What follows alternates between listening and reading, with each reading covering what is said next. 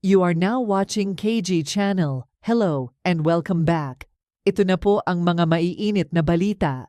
Usap-usapan ngayon ang presensya ni Catherine Bernardo at Daniel Padilla sa wedding ni Zanjo Marudo at Ria Ataide. Sa pagbati ni Zanjo Marudo sa kanyang asawang si Ria ng kanyang kaarawan, kasabay ng mga larawan ng kanilang kasal, marami ang bumati sa dalawa sa naganap na pag-iisang dibdib nila. Masaya naman ang kanilang pamilya at malalapit na kaibigan na mga dumalo sa kanilang kasal. Ang naging kasal ni Zanjo at Ria at isang civil wedding na naganap sa Quezon City sa mismong kaarawan ni Ria. Maraming mga celebrities ang dumalo at nakisaya sa bagong kasal. Isa na dito sina Catherine Bernardo, Daniel Padilla, Joshua Garcia, Darren Espanto at marami pang iba.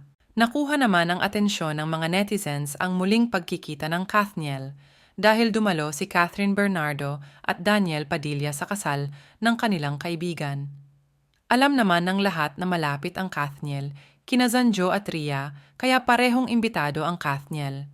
Kung maalala noon na sina Zanjo, Ria at Joshua Garcia ang laging kasama ng Kathniel sa mga gala at travels nila noon, kaya malapit ang bagong kasal sa Kathniel.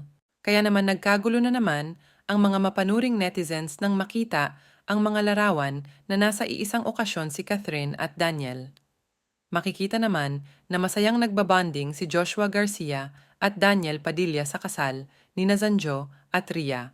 Kumakanta si Joshua at sinasabayan naman ni Daniel ang tugtog. Ayon sa mga netizens, sa naganap na kasal daw ni Zanjo at Ria, hindi nila masyadong napansin ang pagdikit-dikit ni Daniel kay Catherine. Hindi daw kagaya noon sa ginawa niya sa kasal ng kanilang kaibigan din na si Robbie Domingo na halos bakuran na ni Daniel, noon si Catherine dahil nakabantay si DJ sa likuran ni Catherine.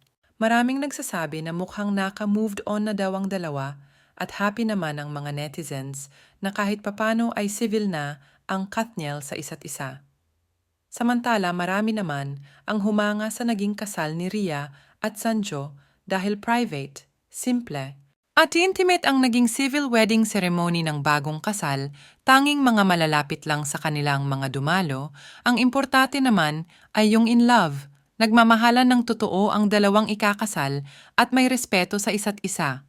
Sinasabi naman na deserve din daw ni Ria at ay di magkaroon ng engranding wedding kagaya ng kanyang kuyang si Arjo at ay di na ikinasal last year lang kay Maine Mendoza.